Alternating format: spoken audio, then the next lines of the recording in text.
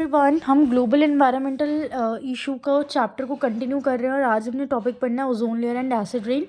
तो पिछली वीडियो में हमने ग्लोबल वार्मिंग का टॉपिक कवर किया था। इस वीडियो में हम ओजोन लेयर और एसिड रेन का टॉपिक कवर करेंगे। ग्लोबल वार्मिंग में हमने ये सब चीज़ें कवर कर ली कि आर्टर प्रोटोकॉल एंड ऑल।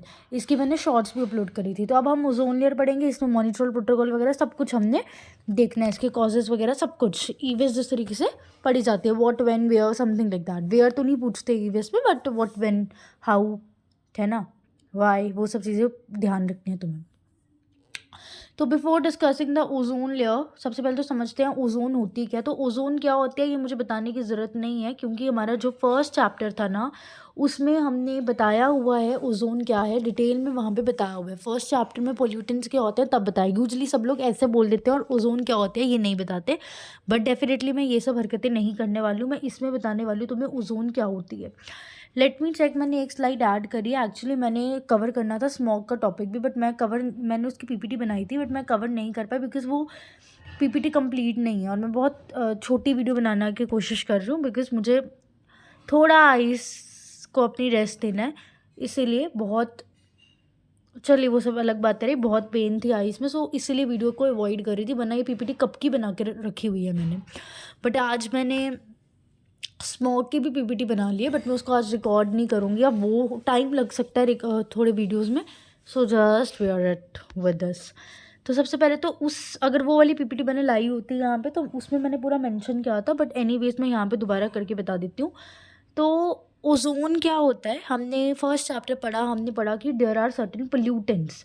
हमने पढ़े थे पोल्यूटेंट्स के बारे में, ठीक है। हमने पढ़ा था पोल्यूटेंट क्या होते हैं, ऐसे मटेरियल जो पोल्यूशन को क्रिएट करते हैं।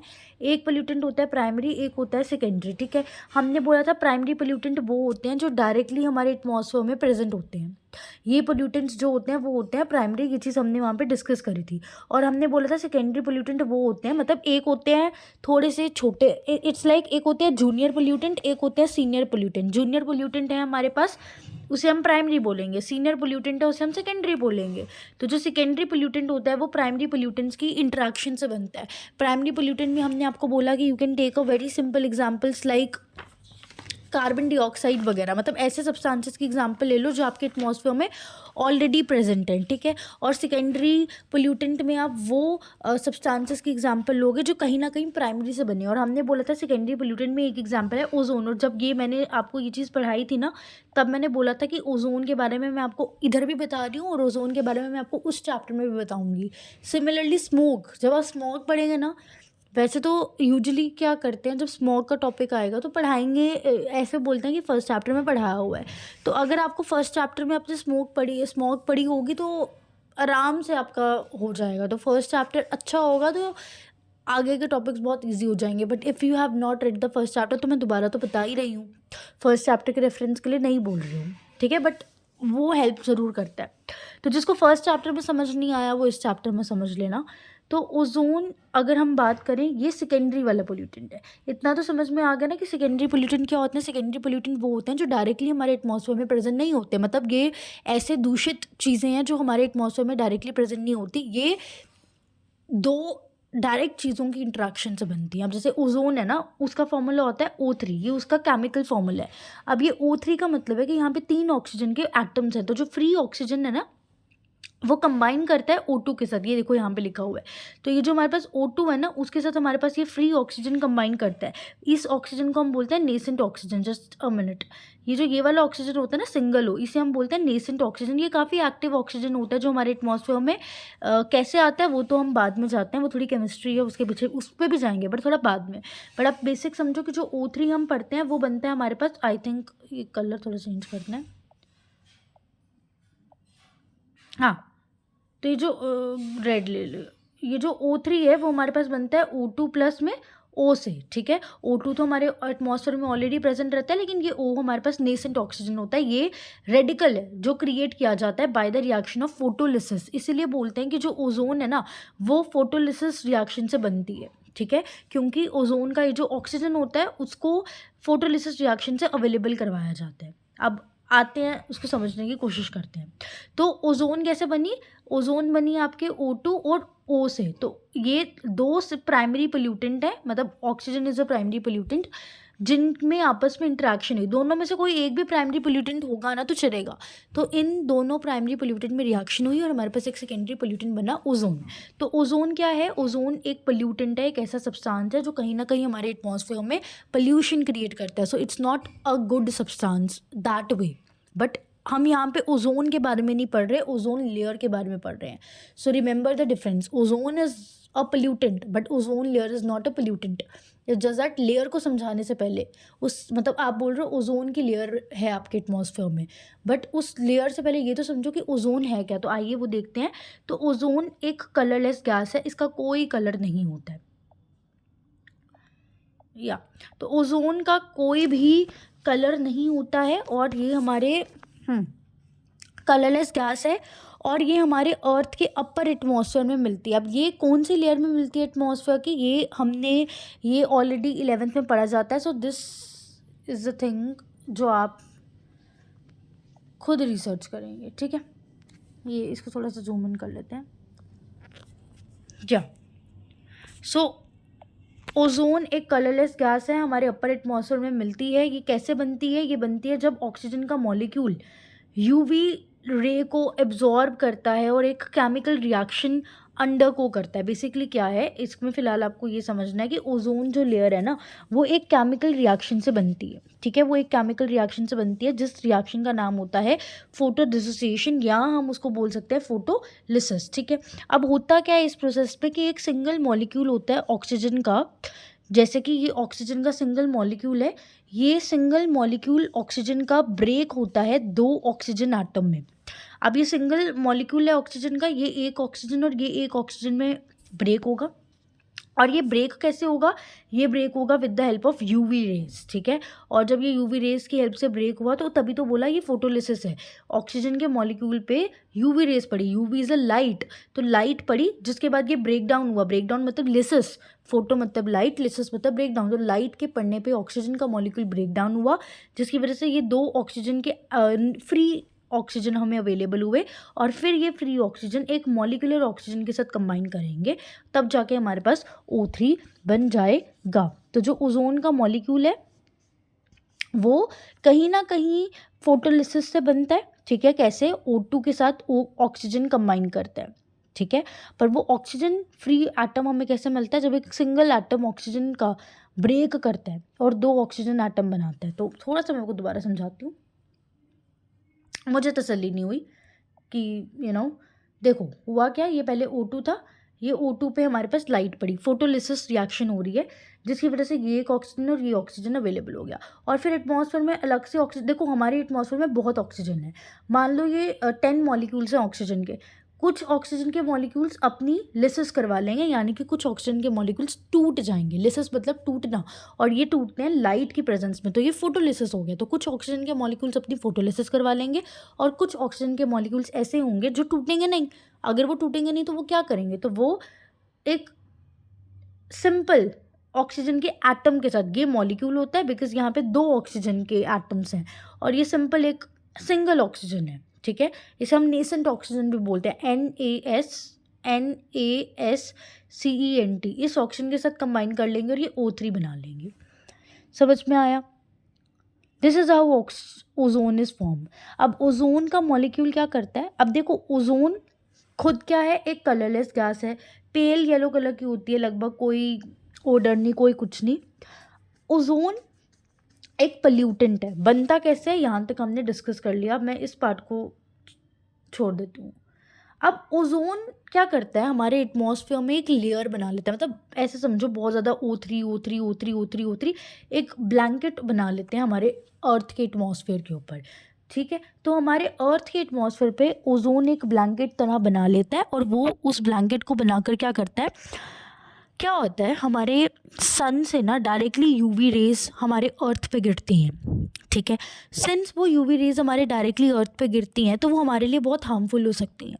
सो ऐसा ना हो, ओजोन का मॉलिक्यूल हमारे अर्थ और हमारे स्पेस के बीच में मैंने आपको ये पिछली वीडियो में भी बताया था कि अर्थ होती है और सबसे ऊपर होती है स्पेस, अर्थ और स्पेस के बीच में होता है एटमॉस्फेयर।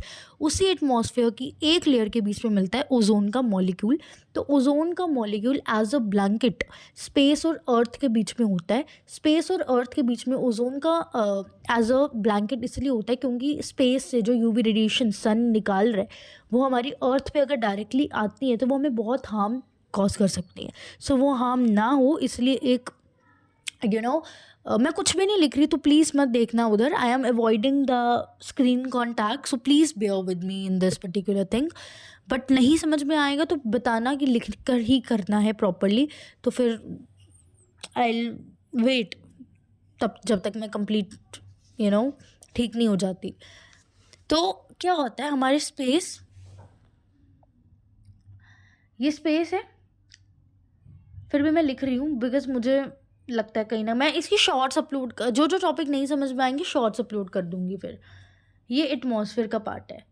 अगर ये एटमॉस्फेयर का पार्ट है तो इस एटमॉस्फेयर के पार्ट में प्रेजेंट रहता है ओजोन का एक ब्लैंकेट, और ये ओजोन का ब्लैंकेट इस स्पेस से जो सन की रेडिएशन है, स्पेस पे सन होता है, ठीक है, सोलर सिस्टम वगैरह ये सब स्पेस का पार्ट है। स्पेस से जो सन की रेडिएशंस आ रही हैं इस ऑक्सीजन के O3 के ब्लैंकेट में वो स्टॉप हो जाती हैं। सो जो लास्ट लाइन देखिएगा ज़रा इस स्लाइड की, इसको इरेज कर देती हूँ। तो ozone layer as a blanket की तरह काम करती है सो दैट स्पेस की रेडिएशंस ना आए। ये लास्ट लाइन देखिएगा कि लास्ट लाइन क्या कह रही है, मैं इस पैराग्राफ में हूँ कि the oxygen atom again combine with O2 molecule to regenerate an O3 molecule. तो बेसिकली यही चलता रहता है कि O2 कुछ O2 टूट जाएंगे, सिंगल ऑक्सीजन बनाएंगे, और कुछ O2 अपनी फोटोलिसिस नहीं करेंगे और वो उस सिंगल ऑक्सीजन के साथ कंबाइन करते रहेंगे। तो कुछ रीजनरेट होंगे और कुछ डिस्ट्रक्ट करेंगे अपने आप को।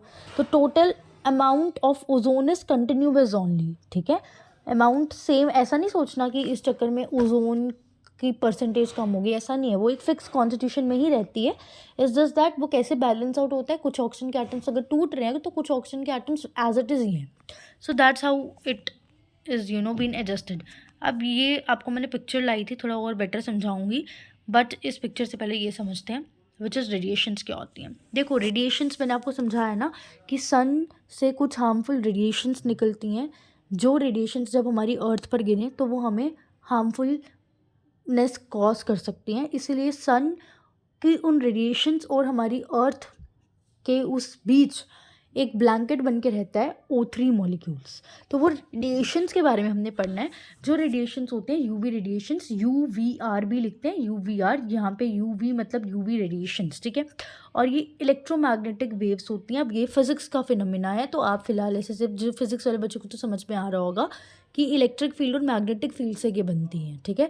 क्या होता है हमारी रेडिएशंस निकलती है ना जो सन से, वो उसमें इलेक्ट्रिक फील्ड भी होती है, उसमें मैग्नेटिक फील्ड भी होती है, और वो एक दूसरे के परपेंडिकुलर होती हैं। फिलहाल यू कान जिसको समझ में आ रहा है ठीक है, otherwise remember it. So UV radiation के कुछ टाइप होते हैं, जैसे कि UVA हो गया, फिर UVB हो गया, फिर UVC हो गया। ये 3 टाइप हैं यूवी रेडिएशन के, जिसमें से मोस्ट रेडिएशन जो सबसे ज़्यादा कम डेंजरस होती है दैट इज़ UVA, ठीक है, वो A है तो वो लीस्ट डेंजरस होगी। ये लिखा हुआ है इसी पैराग्राफ में, ये वाली line, late me use this. तो ये लीस्ट डेंजरस होती है हमारे पास UVA, वाइल जो UVB ये क्या है, रेडिएशंस के टाइप है, अल्ट्रा वायलेट रेडिएशंस B और अल्ट्रा वायलेट रेडिएशन C में से सबसे ज़्यादा डेंजरस UVB और UVC ही होती हैं फिलहाल जो। बट इन सब में से भी ज़्यादा डेंजरस हमारे लिए है दैट इज़ UVB, बिकॉज होता क्या, अगर A है, B है, C है, A तो कुछ भी ज़्यादा परेशानी नहीं देगी, C मुश्किल है, बहुत डिफिकल्ट रेडिएशन होती है C वाली, बट वो हमारे अर्थ के सरफेस तक पहुंच नहीं पाती। इसीलिए since it is unable to reach here, it is written, रुक जाओ यार, रुक जाओ, इट इज़ रिटन कि UVC is unable to reach the earth surface. क्यों? क्योंकि स्ट्रेटोस्फीयर में ओजोन होती है। लो, जो क्वेश्चन मैंने तुमसे पूछा था कि ओजोन एटमॉस्फेयर के किस एरिया में है, तो it is present in stratosphere. तो यही है ना, ओजोन हमारे जो अर्थ और स्पेस के बीच में एज अ ब्लैंकेट की तरह काम कर रहा है, वो सन से निकली हुई UVC रेडिएशंस को हमारे तक पहुंचने नहीं देता। बट इन सब के बाद भी एक रियल थ्रेट है विच इज़ UVB, क्योंकि ये despite of ozone layer completely absorb नहीं हो पाती, ये हमारे यहाँ पे पहुँच जाती है, तो ओजोन लेयर कंप्लीट तरीके से यूवीबी को एब्जॉर्ब नहीं करता, and this is literally a very great difficult situation. ठीक है, सो आई थिंक हो गया. बट आपको एक बार समझाऊं तो सही कि आपको लग रहा होगा अच्छा ओजोन एक लेयर है जो हमें प्रोटेक्ट करते हैं यूवी रेडिएशन से, बट आप इमेजिन करो आपको लग रहा होगा तो इसमें क्या है, आपको फिर भी शायद अभी क्लैरिटी नहीं होगी. एक बार जब आप देखोगे ना कि अगर ओजोन लेयर नहीं रही, लेट्स सपोज, ठीक है, तो आप अपनी लाइफ इमेजिन ही नहीं कर सकते, बिकॉज ये रेडिएशन इतनी हार्मफुल होती है ना कि यू कैन नॉट सर्वाइव. ठीक है, वो सब हम पढ़ेंगे कि अब देखो ना जिन जिन पार्ट्स में ओजोन नहीं है तो उन पार्ट्स में ये रेडिएशंस पहुंच जाएंगी, और अगर उन पार्ट्स में रेडिएशन पहुंचेंगी तो वो उसके क्या इफ़ेक्ट्स हैं वो हम स्टडी करेंगे under the topic ozone layer depletion. Basically क्या होता है, कुछ ऐसे टॉपिक हैं, एक मिनट सिर्फ, हाँ, कुछ ऐसी चीज़ें हैं जिसमें क्या होता है, कुछ ऐसी जगहें हैं जहाँ पर ये जो आपकी ओजोन लेयर है ना हमारे एटमॉस्फेयर में प्रेजेंट है, स्ट्रेटोस्फेयर में, ये ओजोन लेयर डिप्लीट हो गई है, मतलब यहाँ से ख़राब हो गई है. मान लो ये कपड़ा होता है, फट जाता है ना, तो वो पार्ट ख़राब हो जाता है ना, ऐसे ही यहाँ पे उन पार्ट से, मतलब ये इतनी इतनी है, तो लेट्स सपोज ये है पूरी ओजोन लेयर, ये इस पार्ट में ओजोन लेयर ही नहीं है, तो यूवी रेडिएशंस एब्जॉर्ब नहीं हो पाते और वो डायरेक्टली अर्थ पे पहुंचते हैं. तो ये जो ओजोन लेयर एरिया है ना, इनमें ओजोन नहीं है, तो वहाँ पर जब रेडिएशंस हमारे अर्थ पे पहुंचती हैं तो उससे क्या नुकसान होता है वो सब हम पढ़ेंगे. ठीक है, बट बिफोर दैट ये वाला पॉइंट देख लेते हैं. Let me auto rotate it so that I can use it. ये वाला पॉइंट देखते हैं, ओजोन लेयर डिप्लीशन को थोड़ा समझते हैं. इसी की मैं शॉर्ट्स भी अपलोड कर दूंगी. ठीक है, देखो ये है ओजोन लेयर डिप्लीशन कंप्लीट. ये आपको बताया हुआ है कि ये आपके पास अर्थ है और ये हमारे पास स्पेस का पार्ट है. मैं मार्क करूँ सो दैट आपको डिफ़िकल्टी ना हो. रुक जाओ, ये पार्ट तो मेरे ख्याल से समझ में आ रहा है ना, ये अर्थ है, ये डायग्राम में गिवन है, ये अर्थ है आपके पास. ठीक है, ये तो डायग्राम में गिवन है. और ये जो पार्ट है जिसको मैं, ये वाला, ये ऊपर वाला पार्ट, ये पार्ट हमारे पास स्पेस है. ठीक है, ये वो पार्ट है जहाँ पर ये सन से रेडिएशंस आ रही है. ये देखो ये रेडिएशंस आ रही है. ठीक है, अगर आप ध्यान से नोटिस करोगे तो ये यूवीबी रेडिएशन आ रही है. अब ये रेडिएशन आ रही है और यहाँ पे ओजोन लेयर है जिसकी वजह से रेडिएशन कंप्लीट अर्थ तक नहीं पहुँच पा रही, बट कुछ कुछ रेडिएशंस पहुँच जाएंगी जहाँ जहाँ ये ओजोन लेयर नहीं होंगी. ठीक है, वहाँ वहाँ ये पहुँच जाएगी. तो ये आप देखिए ओजोन लेयर शील्ड कर रही है अर्थ को यूवी रेज से, but there are certain places जहाँ पर क्या हो रहा है, मतलब ये स्ट्रेटोस्फेयर है, स्ट्रेटोस्फेयर में यूवी रेडिएशंस गिर रही हैं और ओजोन लेयर है, ये वाली ओजोन लेयर है, ये इसको प्रोटेक्ट कर रही है. बट कुछ आजकल ऐसी चीज़ें हो गई हैं जहाँ पे वो लेयर ही नहीं है, तो ये रेडिएशंस डायरेक्टली हमारे यहाँ पे गिर रही हैं. अब ये लेयर क्यों नहीं है, ये लेयर डिप्लीट क्यों हुई है, ये जो है ना ये मॉलिक्यूल्स, इन्हीं की बदौलत ये हैं CFCs, HCFCs. ये सब ऐसे मॉलिक्यूल्स हैं जिनकी वजह से आज के टाइम पे ओजोन लेयर डिप्लीट हो रही है. ठीक है, ये देखो आपको एक डायग्राम में, बहुत प्यारी डायग्राम थी तभी मैंने इसको लाया हुआ कि ये देखो 3 ऑक्सीजन के मॉलिक्यूल ओजोन बना रहे हैं. ठीक है, ये 2 थे ना, फिर ये जुड़ गया. मतलब आपको थोड़ा डायग्राम समझाऊँ अगर मैं, ये देखो ये वाली डायग्राम देखो, ये ऐसे 2 मॉलिक्यूल्स थे. ठीक है, और यहाँ पे ये एक मॉलिक्यूल ऑक्सीजन का था, लेट्स सपोज ये हाइड्रोजन का है, फिर ये ब्रेक डाउन हो गए तो ये तीनों आपस में जुड़ गए और इन्होंने ओजोन बना ली. ठीक है, अब इस डायग्राम को मैं शॉर्ट्स में अपलोड कर दूँगी, वहाँ से ओजोन लेयर्स को मैं कनेक्ट करके बताऊँगी. अभी तो मैं लगभग आधा घंटा लगा के पूरा ओजोन लेयर का टॉपिक समझाऊँगी. वहाँ पे मेरे को मिनिमम टाइम के अंदर मैक्सिमम 3 मिनट, बट 1-2 मिनट के अंदर सारा कुछ समराइज़ करना होता है, तो इसलिए डायग्राम वहाँ पे यूज़ करी जाएगी. बट फ़िलहाल समझते हैं कि ओजोन डिप्लीट हो रही है ना, तो उसके कॉजेज़ क्या हैं. ठीक है, सो देखो पोलर रीजन्स में पाया गया कि ओजोन लेयर हमारी डिप्लीट हो रही है. ठीक है, पोलर रीजन में ये चीज़ पाई गई. फिर ऑस्ट्रेलिया में भी कई कई जगह ऐसी थी जहाँ पर ये पाया गया कि ओजोन लेयर बहुत ही पतली हो गई है। एंड अगर ओजोन लेयर पतली हो गई है मतलब रेडिएशन 5 से 9% तक पहुँच जाएगी, ठीक है। और अगर ऐसा हुआ तो ह्यूमन लाइफ को बहुत ज़्यादा खतरा है। ये सब वो चीज़ें जो मैंने यहाँ पे लिखी हुई हैं। प्लीज़ आज मैं इतना पेन नहीं चला रही हूँ, दैट डजंट मीन्स कि कमी छोड़ रही हूँ मैं, वो खुद थोड़ा बियर अप कर लेना, एक बार इसको रीड मार लेना, या जो भी बुक आप रीड करते हैं उससे। या ये पोलर रीजन्स में पाया गया, मैं पढ़ ही रही हूँ, रुक जाओ।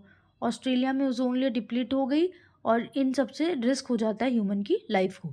फिर अंटार्कटिका में भी ओजोन लेयर बहुत पतली हो गई है, और ऐसी जगह, ये बहुत इंपॉर्टेंट लाइन है, और यही places, let me use red pen, और यही चीज़ें ओजोन होल बनाती हैं। ओजोन होल का वही मतलब है कि एक जगह जहाँ पर आपका ओजोन लेयर रिड्यूस हो गई है तो वहाँ पे होल बन गया, जिसकी वजह से यूवी रेडिएशन डायरेक्टली अर्थ पर गिर पा रही है। अब ओजोन लेयर के कॉजेज़ देखो, जस्ट अ मिनट। या नेचुरल कॉज भी होते हैं as well as there are certain man made cause also. Natural cause में क्या होता है कि ओजोन लेयर को कुछ फिनोमिनल है, कई बार सूरज की धूप इतनी ज़्यादा हो जाती है कि सन स्पॉट्स की वजह से ओजोन लेयर, ये मैंने हाईलाइट किया, ये वही पार्ट है कि कई बार सन स्पॉट्स की वजह से आपकी ओजोन लेयर डिप्लीट होती है। और कई बार क्योंकि ओजोन स्ट्रेटोस्फेयर एक रीजन में प्रेजेंट है, तो स्ट्रेटोस्फेयर रीजन्स में कुछ इस तरीके की विंड्स चलती हैं कि ओजोन लेयर वहाँ से डिप्लीट हो रही है। अब स्ट्रेटोस्फेयर रीजन में क्या विंड्स है, हम उस पर तो कंट्रोल कर ही नहीं सकते। सूरज किस तरीके से स्पॉट्स दे रहे हैं हम उस पर भी कंट्रोल नहीं कर सकते, तो this is a natural phenomena. उसके अलावा कई बार कुछ वॉल्केनिक इरप्शंस हुए हैं और उनकी वजह से हमारी ओजोन लेयर डिप्लीट हो रही है। सो ये नेचुरल कॉजेज़ हैं, एक बार आप पढ़ लीजिएगा, but there is no point in making you the ratify the whole line. You just have to remember these highlighted part which I have already done for you people, ठीक है।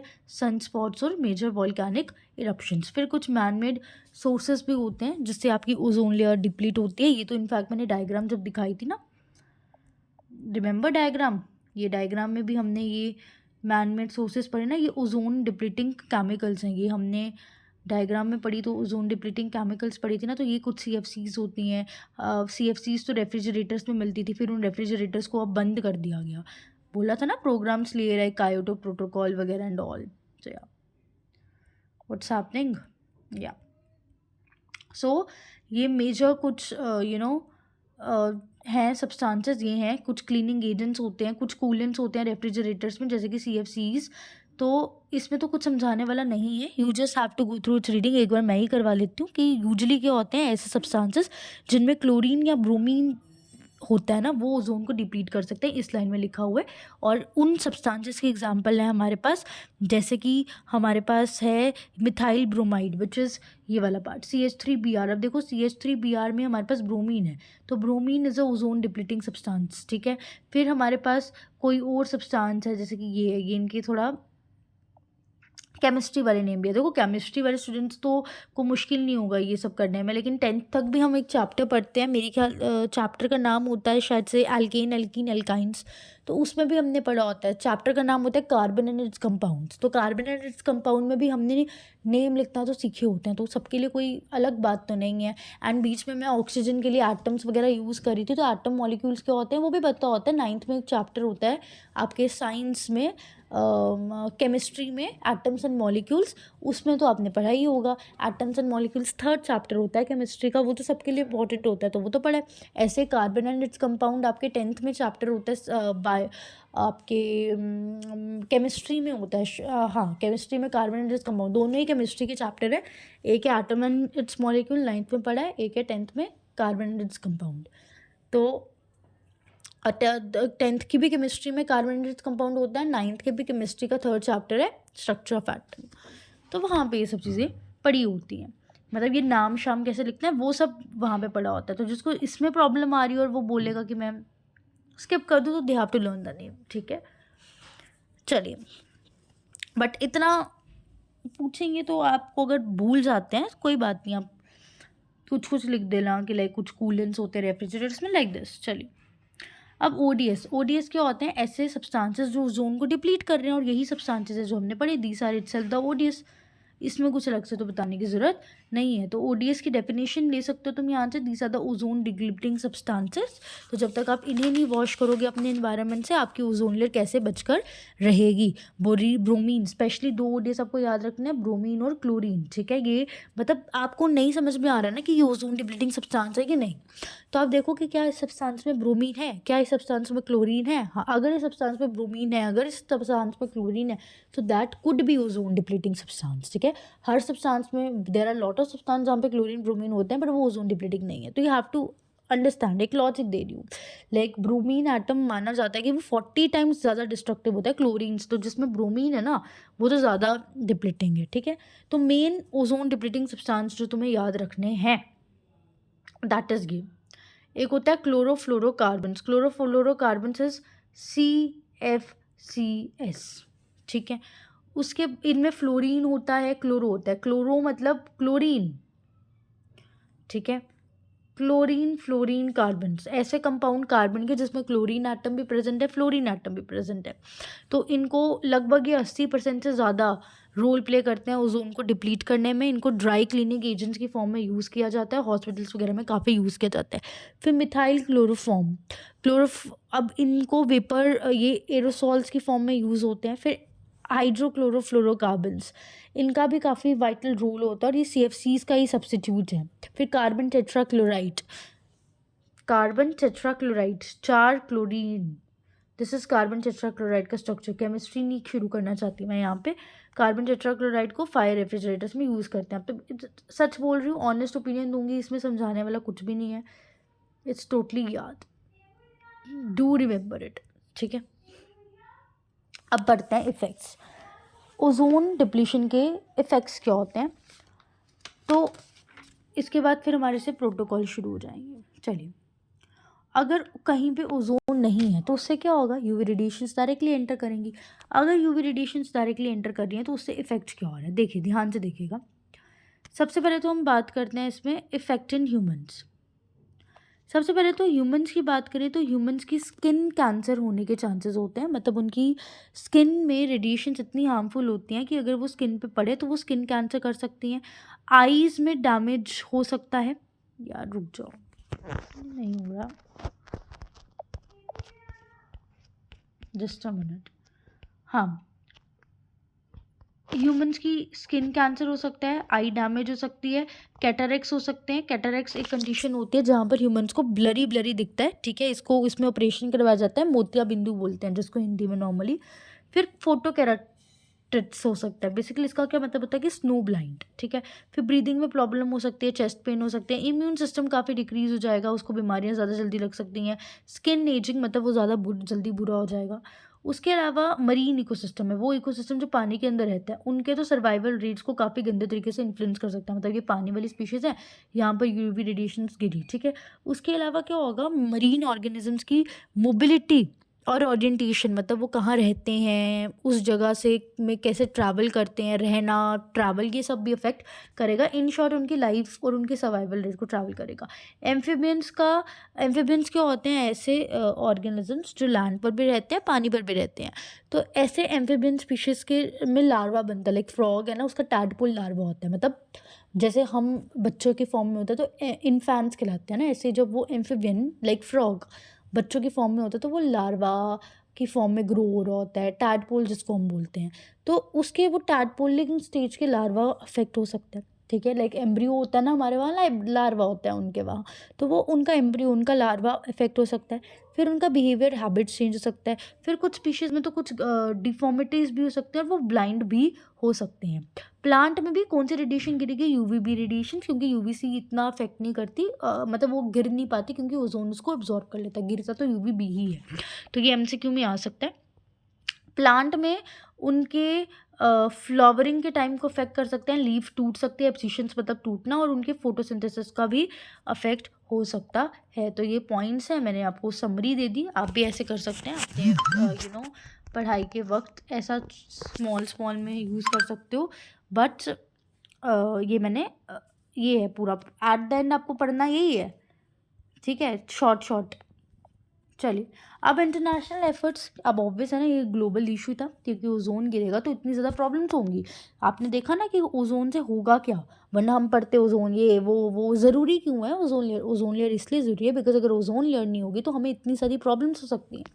तब ozone से protect कैसे किया जाए, तो अब ये एक बार ना डायग्राम समझते हैं। वैसे शॉर्ट ज़रूर अपलोड कर दूँगी मैं शायद, ध्यान से भी देखो एक बार। डायग्राम देखो, डायग्राम समझ में आ रही है कि ये अर्थ है। अब अर्थ ने ओजोन डिप्लीटिंग सब्सटेंसेस करे जो हमारे एटमॉस्फेयर में चले गए। जब वो एटमॉस्फेयर में जाएंगे उन्होंने ओजोन लेयर के साथ परेशानी कॉज करी, अल्टीमेटली उसको डिप्लीट करना शुरू करा। जैसे ही ये सब्सटेंसेस हमारे ओजोन लेयर में जाएंगे वो डिप्लीट होगी तो अर्थ की रेडिएशंस डायरेक्टली यहाँ पर गिरेंगी and hence the concept is done. अब इंटरनेशनल एफर्ट्स क्या लिए गए, इस पे क्वेश्चन आता है।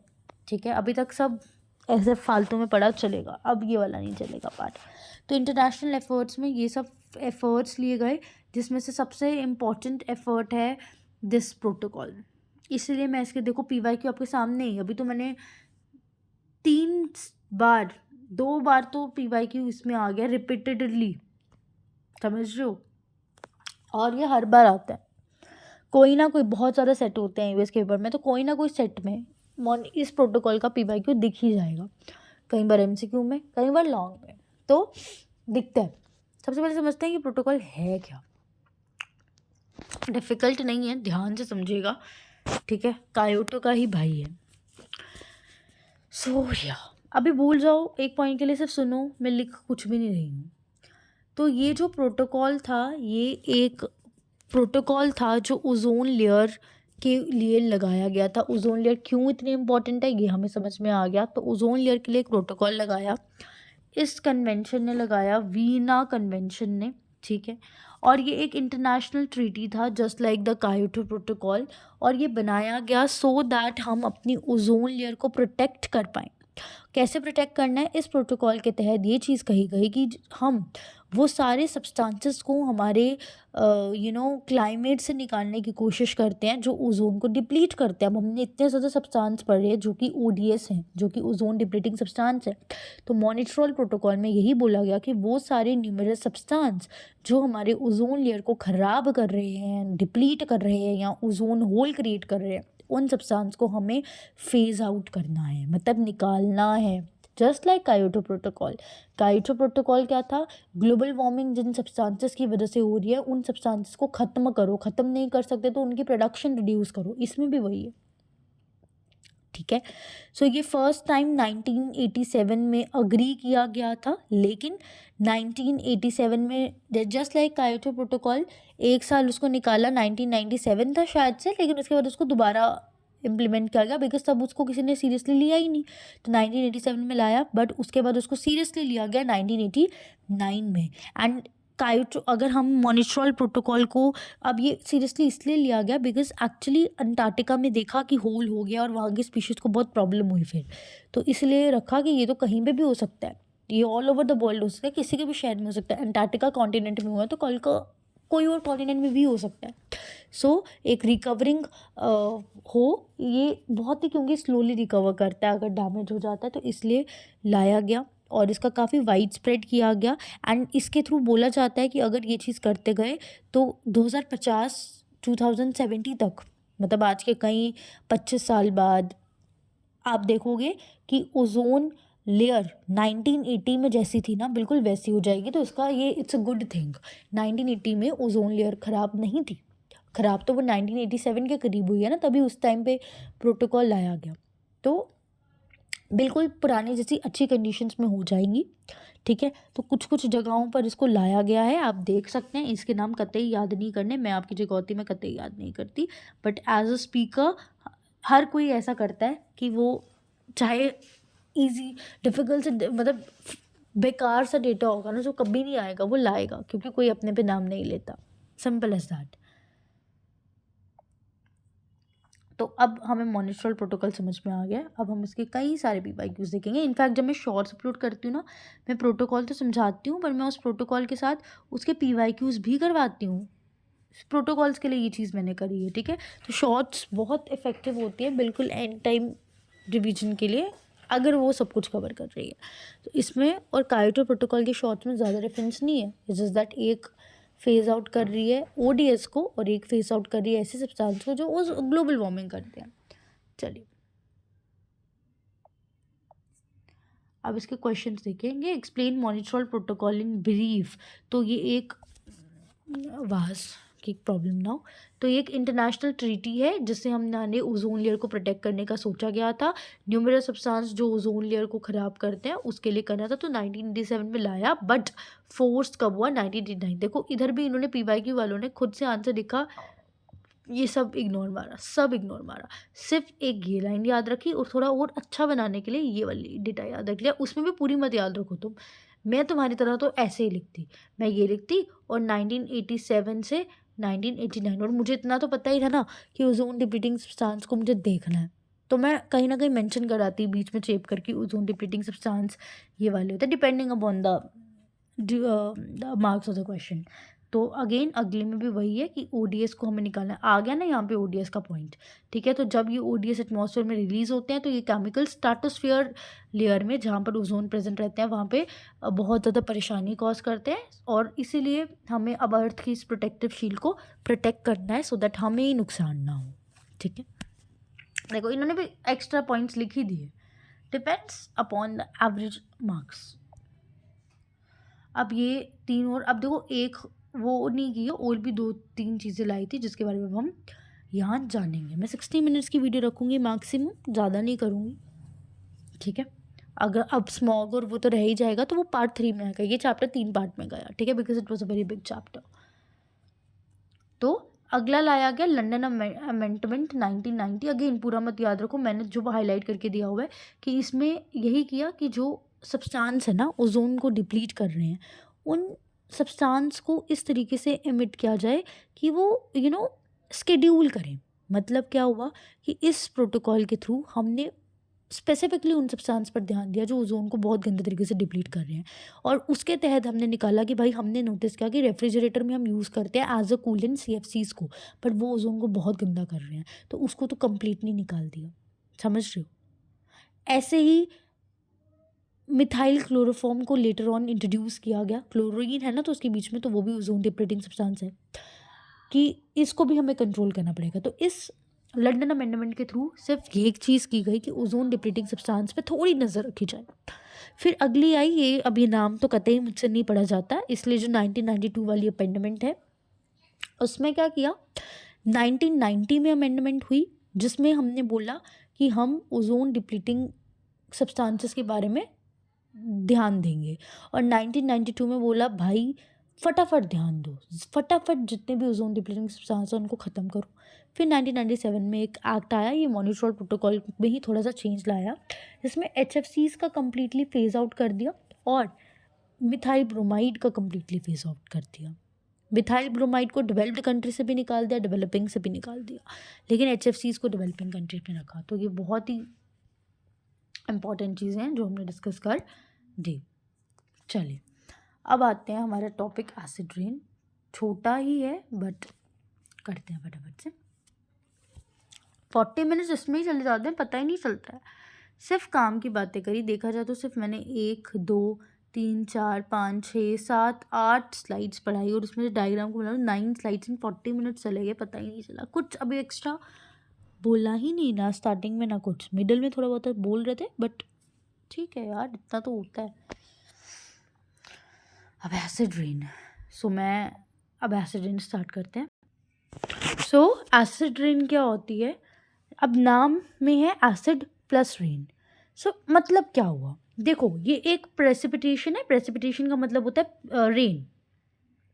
तो ये एक ऐसी रेन है जो एसिडिक नेचर की है। एसिड, अगर आपको ये पता होगा, एसिड बेसिस एंड सॉल्ट, इतना तो चैप्टर पढ़ा ही है 10th में, चैप्टर नंबर 3 था केमिस्ट्री का ये।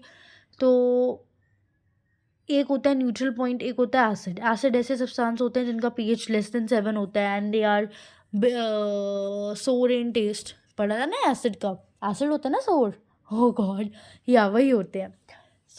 एसिड रेन है ऐसी रेन जो एसिड से मिलकर बनी है। अब वो कैसे, वो बाद में समझेंगे, पर एक बेसिक पॉइंट समझो, ऐसी बारिश जिसमें एसिड है, जिसका pH एसिडिक है। pH की रेंज क्या होती है, अबाउट 5.6, ठीक है। और वो एसिडिक क्यों हुआ? Because of carbon dioxide. अब कैसे कार्बन डाइऑक्साइड की वजह से कैसे कोई बारिश एसिड हो जाती है वो बाद में देखेंगे, बट एक बेसिक समझो, इस पॉइंट को निकाल दो भी।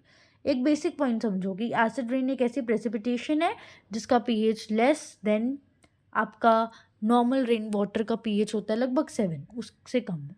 अब ये कैसे बनती है?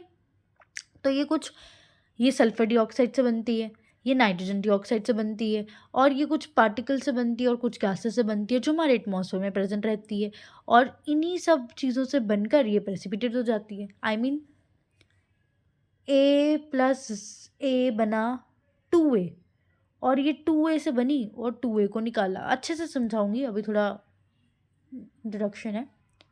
चलिए, ये देखो, बोला ना अच्छे से समझाऊंगी, सच बोला मैंने। एसिड रेन की डिटेल्स पे आओ अब। चलिए, तो acid rain refers to the mixture of deposited material. मैं कुछ नहीं बता रही, जो लिखा हुआ है वही रीड कर रही हूँ, ठीक है। तो एसिड रेन एक मिक्सचर होता है हमारे डिपॉजिटेड मटेरियल का। इसका मतलब क्या है आगे समझाऊंगी, don't worry. Both wet and dry, फिलहाल इसको इग्नोर करो। Coming from the atmospheric containing more than normal amounts of nitric and sulphuric acid. Just a minute, रुको, इसमें आपको कुछ समझ नहीं आएगी, कुछ चीज़ें। लास्ट पार्ट तो समझ में आ गया ना कि normal rain water is slightly acidic and has a pH of 5. हाँ, ये एसिड रेन का पीएच है। अब एसिड रेन का इतना पीएच क्यों होता है? बिकॉज ये ऐसे सब्सटेंसेस से बना हुआ है, ठीक है। ये लाइन पढ़ो, when the pH of rain water below this rain, it मतलब normal pH of rain water से कम हो जाए तो वो एक एसिड रेन होती है। अब एसिड रेन को हम एसिड रेन क्यों बोलते हैं वो समझने की कोशिश करते हैं। बेसिकली होता क्या है, फोकस नाउ। हमारे पास ना CO2 प्रेजेंट रहती है हमारे एटमॉस्फेयर में, ठीक है। So because carbon dioxide and water, कई बार क्या होता है हमारे एटमॉस्फेयर में वेपर्स प्रेजेंट रहते हैं और हमारे एटमॉस्फेयर में CO2 प्रेजेंट रहती है। इन दोनों की वजह से क्या होता है, रिएक्शन हो जाती है। और रिएक्शन होते हैं ना जब ये दोनों, ये बनाते हैं carbonic acid which is H2CO3, and ये एक वीक एसिड है। और यही एसिड हमारे एटमॉस्फेयर में प्रेजेंट रहता है। और जब हमारे क्लाउड्स बर्स्ट होते हैं, रेन निकलती है। ये अगेन थोड़ा बायो है, बायो नहीं है, सॉरी, फिजिक्स साइंस है कि रेन कैसे बनती है, वो प्रोसेस है। जब वो रेन निकल रही होती है तो वो एटमॉस्फेयर में प्रेजेंट कार्बोनिक एसिड के साथ कंबाइन करती है और वो एसिड रेन कहलाती है। तो एसिड अलग था, रेन अलग थी। रेन निकल रही थी और एसिड उसको रास्ते में मिला, रेन उस एसिड को लेकर आया और हमारे ज़मीन पे बरस गया। बस सिंपल लॉजिक, ठीक है। तो एसिड रेन में क्या है कि पानी की फॉर्म में एसिड निकलता है, सिंपल समझो। एक ऐसी बारिश जिसके अंदर एसिड प्रेजेंट रहता है, और ये एसिड कहाँ से आता है उस बारिश के अंदर? हमारे एटमॉस्फेयर में ही वो एसिड प्रेजेंट रहता है। हमारे एटमॉस्फेयर में एसिड बैठा हुआ था, बारिश आई, उस एसिड को लेकर आई। तो इस जस्ट दैट कि जो हमारे एटमॉस्फेयर में एसिड बैठा है उसको किसी तरीके से तो हमारे ग्राउंड पे फॉल करना था, हमारी अर्थ पे फॉल करना था, तो उसने रेन का फॉर्म यूज़ कर लिया। कई बार तो वो स्नो की फॉर्म में भी निकलता है। तो गलती से भी स्नो मिले ना, स्नो को मुंह में डाल के टेस्ट मत करना, बिकॉज स्नो में भी एसिड हो सकता है। वो एसिड स्नो कहाँ से लाएगी? एटमॉस्फेयर से। एटमॉस्फेयर में CO2 और वाटर थे तो कार्बोनिक एसिड बना। वो कार्बोनिक एसिड आपके स्नो के साथ मिल गया और वो एसिड स्नो बन गई। वो कार्बोनिक एसिड आपके पानी के साथ मिला तो वो एसिड रेन बन गया। कुछ टाइम फॉग के साथ भी हो सकता है। फॉग क्या होता है? ड्राई मटेरियल भी हो सकता है। फॉग को धुआं बोलो, समझ रहे हो? सुबह के टाइम पे जब हम चल रहे होते हैं तो बहुत फॉग पड़ी होती है। हम बोलते हैं ना, लाइक हम जैसे जो लोग स्पेक्स पहनते हैं उनको भी कुछ कुछ पॉइंट के बाद अपनी स्पेक्स को क्लीन करना पड़ता है, बिकॉज आप देखते हो उस स्पेक्स पे ना ऐसे पार्टिकल्स से बैठ जाते हैं जिसकी वजह से आप क्लीन से देख नहीं पाते हो। That particles is fog. ऐसे पार्टिकल्स जिसकी वजह से you can not see properly because they कहीं ना कहीं कवर्स योर स्पेस, ठीक है। तो हमने देखते ही देखते इतना पार्ट भी कवर कर लिया, ये वाला पूरा पार्ट कवर हो गया। तो एसिड रेन एसिडिक नेचर की क्यों है? बिकॉज उसमें वो एसिडिक सब्सटेंस मिलते हैं। अब इस लाइन में आओ, अभी मैंने तुम्हें बताई कार्बोनिक एसिड की एग्जांपल। यहाँ पे कार्बन डाइऑक्साइड और पानी मिलके कार्बोनिक एसिड बनाते हैं और वो कार्बोनिक एसिड जब हमारे रेन के साथ जुड़ता है तो वो एसिड रेन बनाता है। बट जो मैंने एसिड बोला क्या वो कार्बोनिक एसिड ही होगा? नहीं, कई बार हमारे रेन उसमें तुम्हें एसिड की फॉर्म में कार्बोनिक एसिड भी मिलता है और कई बार उसमें तुम्हें निट्रिक एसिड और सल्फ्यूरिक एसिड भी मिलता है। जो तुम्हारे नेचर में प्रेजेंट रहेगा वो तुम्हारे कंबाइन कर जाएगा और वो तुम्हें दिखेगा।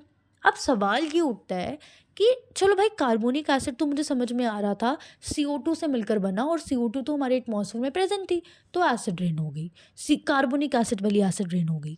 लेकिन सल्फ्यूरिक एसिड और निट्रिक एसिड कहाँ से आया हमारे एटमॉस्फेयर में?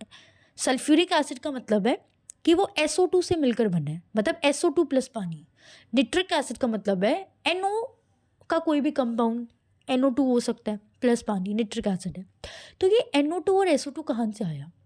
ये कहीं से नहीं आया। CO2 तो चलो हमारे एटमॉस्फेयर में प्रेजेंट रहता है, उसकी कॉम्पोजिशन है, लेकिन ये NO2 और SO2 इंडस्ट्रियल प्रोसेस से आया। तो कई सारे इंडस्ट्रियल प्रोसेस होते हैं जहाँ से हमारे पास सल्फर कंटेनिंग चीज़ें निकलती हैं और जब वो सल्फर कंटेनिंग चीज़ें निकलेंगी तो वो एसिड बनाएंगी और यही एसिड तुम्हारे रेन के साथ कंबाइन करेगा। अब एक पिक्चर दिखाते हैं तुम लोगों को। ये देखो भाई साहब, ये देखो, अब सारा क्लियर हो जाएगा।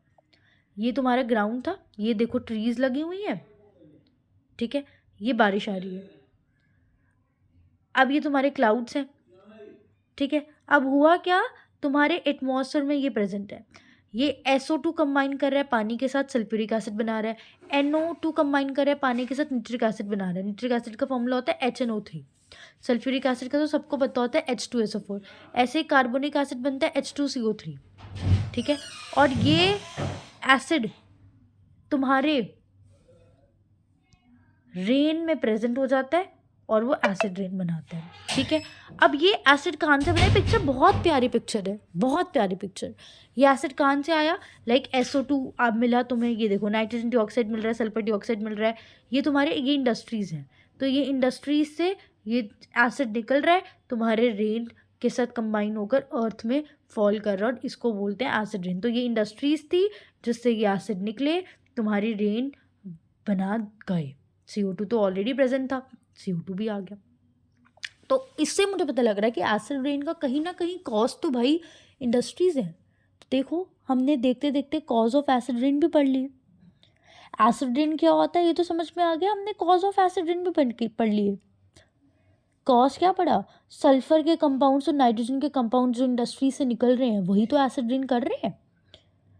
तो अगर हम कुछ ऐसा करें कि सल्फर और नाइट्रोजन के कंपाउंड्स इस तरीके से ना निकले तो एसिड रेन नहीं होगी, और अगर एसिड रेन होगी तो उसके इफेक्ट तो कितने खतरनाक हो सकते हैं, बिकॉज एसिड है ना, एसिड को टच भी नहीं किया जा सकता है।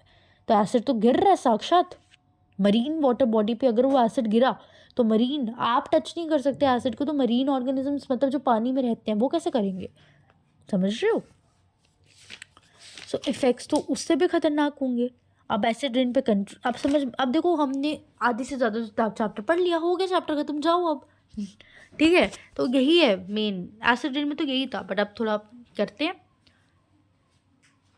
अब पहले दोबारा इस पैराग्राफ पे आ जाओ, ये ना एसिड रेन, ये देखो। अब तो ये वाला पेज तो इसके आगे कुछ भी नहीं लग रहा होगा, इतना हमने डिटेल से पढ़ लिया ना, ये पेज तो कुछ भी नहीं लग रहा है, आई एम श्योर, ठीक है। इस पेज पे दोबारा आओ। Acid rain refers to the mixture of these compounds, it is acidic in nature, in 3 form में निकल सकती है, इतना pH होता है इसका, और ये वीक एसिड की कॉम्बाइनेशन से बनता है जैसे कि कार्बोनिक एसिड। अब आ जाओ अगले पेज पे, कहाँ कहाँ मिला आपको? तो ये कुछ प्लेसेस हैं जहाँ पे एसिड रेन देखने को मिली। कनाडा की साइड पे कुछ मिली, फिर कुछ US की स्टेट्स में मिली, कुछ यूरोप के स्टेट्स में मिली, ठीक है, और कुछ डिपोजिशन साउथ एशिया अफ्रीका में भी आपको देखने को मिली। अब एसिड रेन 2 फॉर्म्स की होती है, एक होता है वेट, एक होता है ड्राई। समझने की कोशिश करो, इधर से ही समझ लो, यहाँ पे भी नहीं आना है। ये देखो हमने पढ़ा था ना ये पॉइंट, देखो अगर तुम्हारा एसिड रेन के साथ मिला तो वो तो गिल्ला है ना, वेट। फॉग या कोई ड्राई मटेरियल के साथ जुड़ी तो एसिड तुम्हारा कोई ड्राई सब्सटेंस के साथ कंबाइन हुआ तो वो तो ड्राई टाइप हुआ, ये इसी से समझ लिया हमने। एक बार डिटेल में समझा देते हैं, आप तो बस ऐसे रीड करना है फटाफट से। वेट डिपोजिशन में क्या है कि जब तुम्हारी विंड ब्लो कर रही है तो जो एसिडिक केमिकल्स तुम्हारे एयर में प्रेजेंट है,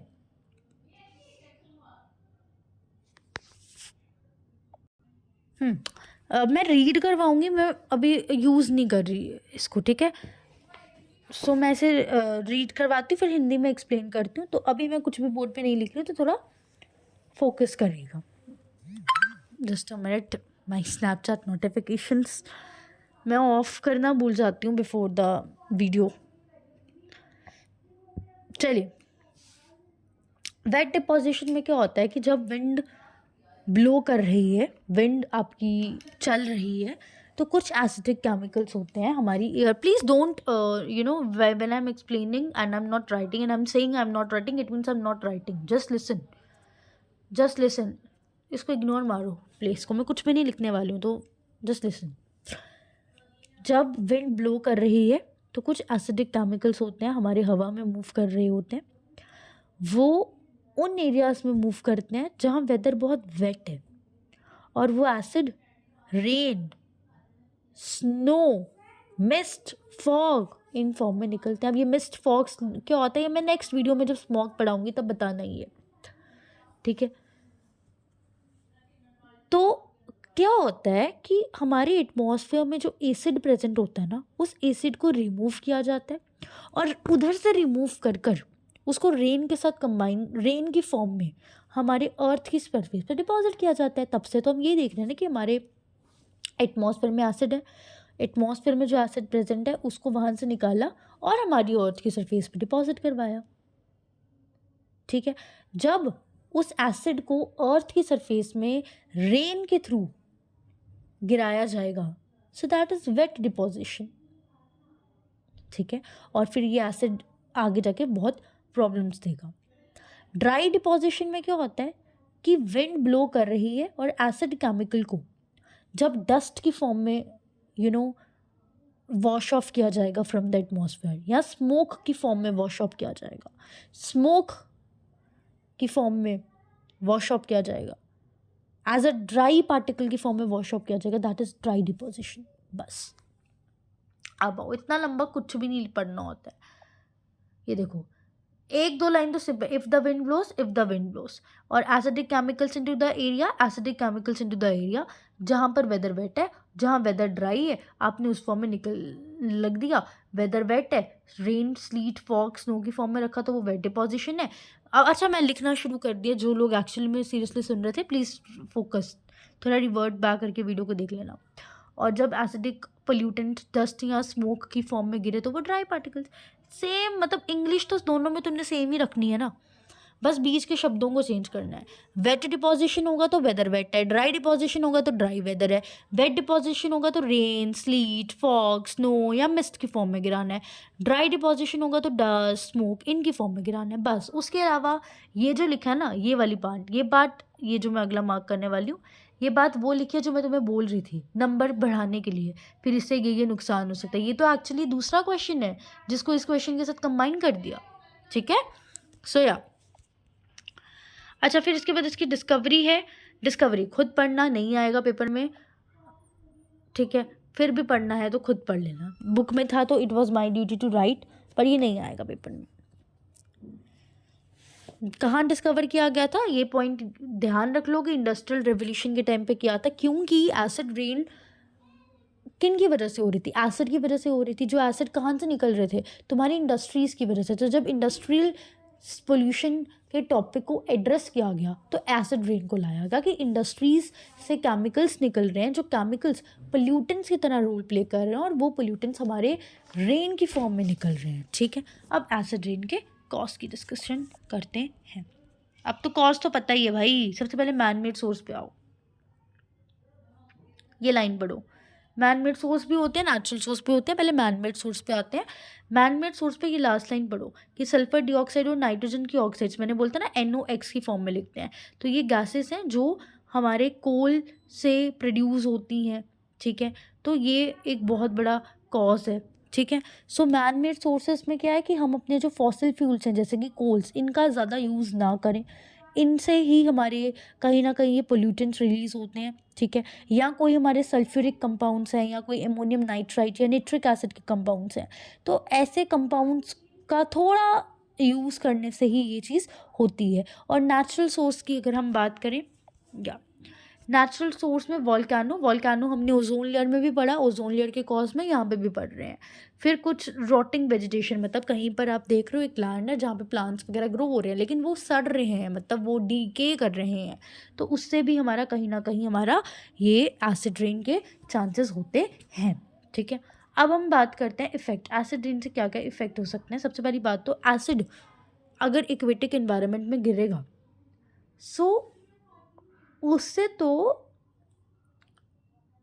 दे कैन, मैं क्या बोलूँ, एक्वेटिक एनवायरनमेंट पे एसिड गिरा, there live species will get dead, ठीक है। फॉरेस्ट पे गिरा तो फॉरेस्ट फायर लग जाएगी, फॉरेस्ट आपके डिस्ट्रॉय हो जाएंगी, ठीक है। एक्वेटिक स्पीशीज पे इसको मत लिखना, इग्नोर मारो, सुनो सिर्फ, ये कुछ गलत नहीं है कंटेंट से ही, बट इतना भी मैचफुल नहीं है। एक्वेटिक एनवायरनमेंट में गिरा तो एक्वेटिक स्पीशीज लॉस्ट, फॉरेस्ट पे गिरा तो ये लाइन पढ़ो, डिस्ट्रॉइंग देयर लीव्स, ये कट गया part, destroying there leaves. Forest की जान है लीव्स खत्म हो जाएंगी, फॉरेस्ट की जान है ट्रीज की जान है लीव्स खत्म। फिर और ये फॉरेस्ट वाला केस इन कंट्रीज़ में हुआ, जर्मनी, पोलैंड, स्विट्ज़रलैंड। फिर सॉइल पे क्या होगा कि जिस सॉइल पे तुम्हारा वो एसिड रेन गिरी होगी उस सॉइल पे नई वेजिटेशन ग्रो नहीं हो पाएगी। और अगला पब्लिक हेल्थ भी अफेक्ट हो सकती है, ठीक है, इंजरीज वगैरह हो सकती हैं, हमें विजिबिलिटीज़ में प्रॉब्लम हो सकती है। अगला मोस्ट इंपॉर्टेंट पॉइंट जो इससे डिफरेंट क्वेश्चन भी बनता है, इफेक्ट ऑन आर्ची।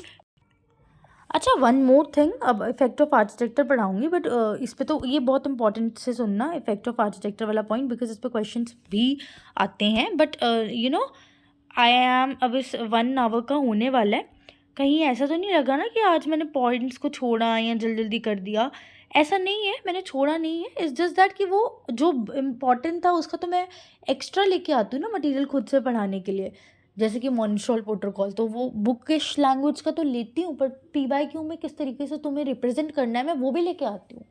तो ऐसा नहीं है मैं छोड़ देती हूँ, ठीक है। तो या मैंने कुछ छोड़ा नहीं है, जस्ट दैट जो बेसिक था बहुत, मतलब जिसको तुम्हें लैंग्वेज बना के लिखता, लैंग्वेज नहीं पढ़ाई पर उसका क्रक्स बता दिया, ठीक है। और वैसे भी ये 1 आवर का हो गया, देख सोचो, इट मीन्स मैंने एक्चुअली में बहुत टाइम लगा के बताया। ओजोन लेयर जो मुश्किल होता है उसमें मैंने टाइम लगाया है बहुत, और एसिड रेन जो ईजी है, डिफिकल्ट पार्ट समझा दिया, उसके बाद सारा ईजी है, इसलिए मैंने थोड़ा ऐसे ब्रशअप करा है जल्दी, ठीक है। सो डोंट थिंक, अच्छा हुआ मैंने स्मॉग इसमें नहीं लाया, वरना बहुत मुश्किल होता है आप लोगों को एक ही वीडियो में इतना समझना। मुझे पता है जब एक ही वीडियो, ऑल्दो आपको 2 मिलेंगे तो आप 2x पे सुनेंगे दोनों, पर ठीक है, एक ब्रेक मिल जाएगी। मेरे लिए भी फिर मुश्किल हो जाता ना कि एक साथ इतना रिकॉर्ड करना, तो शायद कुछ ऊपर नीचे हो सकता था, इसलिए मैं अब हमेशा कोशिश करती हूँ कि मुझे पता है लाइक मेरी एफिशिएंसी इतनी है तो उस हिसाब से करवाऊँगी कि अब स्मॉग को जब मैं अगले टॉपिक में पढ़ाऊँगी ना एक नई फ्रेश एनर्जी के साथ, तो इट विल बी फाइन, ठीक है। मैं एक दिन में 2 वीडियोस बहुत कम रिकॉर्ड करती हूँ, इनिशियली करती थी, बट जब से वीडियोस 1 आवर की होने लगी है, एक दिन में एक ही वीडियोस होती है मेरी रिकॉर्ड।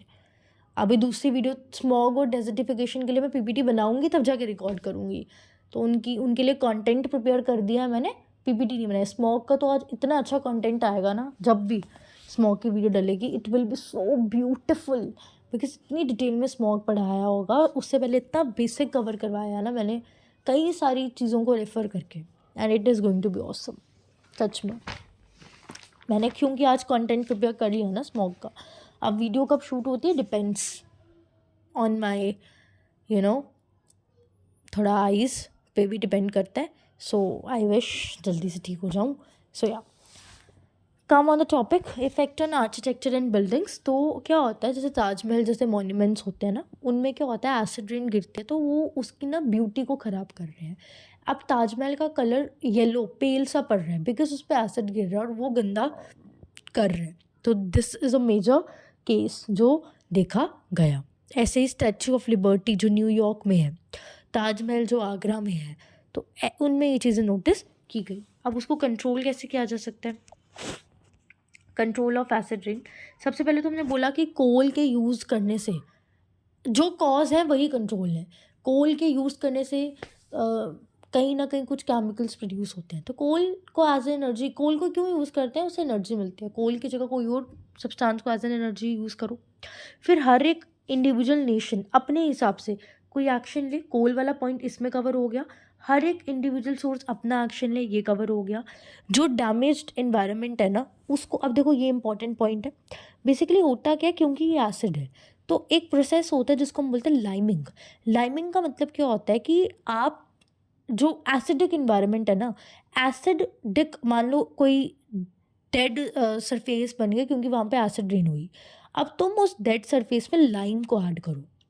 लाइम, ये भी तुमने क्लास 10th की फर्स्ट चैप्टर ऑफ केमिस्ट्री में एक रिएक्शन पढ़ी होगी, कॉम्बिनेशन रिएक्शन, जहाँ पे CaO क्यूक लाइम को मिक्स किया जाता था।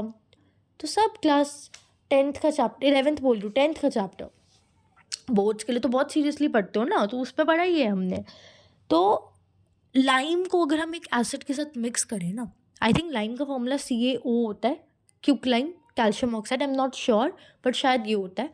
तो अगर तुम CaO को एसिडिक इन्वायरमेंट के साथ मिक्स करो तो तुम्हारी एसिडिटी बैलेंस हो जाती है। ये एक वो एक सॉल्ट बना देता है, CaCO3 कैल्शियम कार्बोनेट। एंड इस प्रोसेस के अंदर क्या होता है, जो एसिडिक एनवायरनमेंट था, देखो एसिड की वजह से काम खराब हो रहा है ना, तो तुम एसिड को ही ख़राब कर दो। जहाँ जहाँ एसिड गिरा है वहाँ वहाँ तुम एसिड की रिएक्शन एक बेस के साथ करवा दो और एसिड बेस रिएक्शन करके न्यूट्रलाइज कर दो कि वो फिर लगे ही नहीं कि यहाँ पे कुछ हरकत हुई है। तो एसिड को क्यूकलाइम बेस के साथ मिलाओ, इस प्रोसेस को कहलाते हैं लाइमिंग। न्यूट्रलाइजेशन रिएक्शन हो जाएगी। ठीक है। नाउ उसके बाद हमारे पास बहुत ज़्यादा डिवाइस होती हैं जिसके थ्रू हम पोल्यूशन को कंट्रोल कर सकते हैं। SO2 NO2 जैसे पोल्यूशन क्रिएट करते हैं, तो SO2 और NO2 को मत लाओ। ठीक है। फिर हम इनर्ट पॉलीमर का यूज़ कर सकते हैं, हमारे कोटिंग कर सकते हैं वाटर पाइप्स की।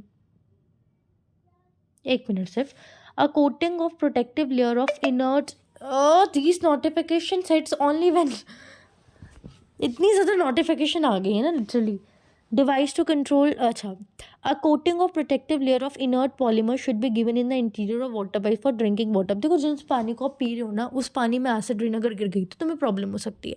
तो वहाँ पर एसिड रेन ना गिरे, उस टैप पे तुम ऐसा करो, लाइक फॉर एग्जाम्पल टैंक्स होते हैं ना, घरों की छत पे टैंक्स होते हैं, राइट। उस टैंक्स के अंदर अंदर ना एक ऐसी कोटिंग दे दो जिससे पॉलीमर्स की कोटिंग दे दो, वो प्रोटेक्ट करता है एसिड रेन को। ठीक है। फिर ऐसे पेट्रोलियम का यूज़ करो जो सल्फर फ्री हो। So this was all about it. And ये एक्चुअली PPT दूसरी है, वरना दूसरी PPT होती तो यहाँ पे मैंने आगे स्मॉग को भी कंटिन्यू किया था। But trust me upon this, when I say smog it will be covered beautifully, just come to that lecture. तो अभी तक ये पूरे चैप्टर की यही एक PPT है। आज का टॉपिक बहुत अच्छे से कवर किया। It's been 1 hour. हमने शुरू किया था ग्रीन हाउस गैसेस से पूरा, आज हमने ओजोन लेयर को पढ़ा complete. And I don't even think 1% की कुछ छोड़ा होगा, बाकी सब पॉइंट्स कवर किए हैं। सो या, थैंक यू।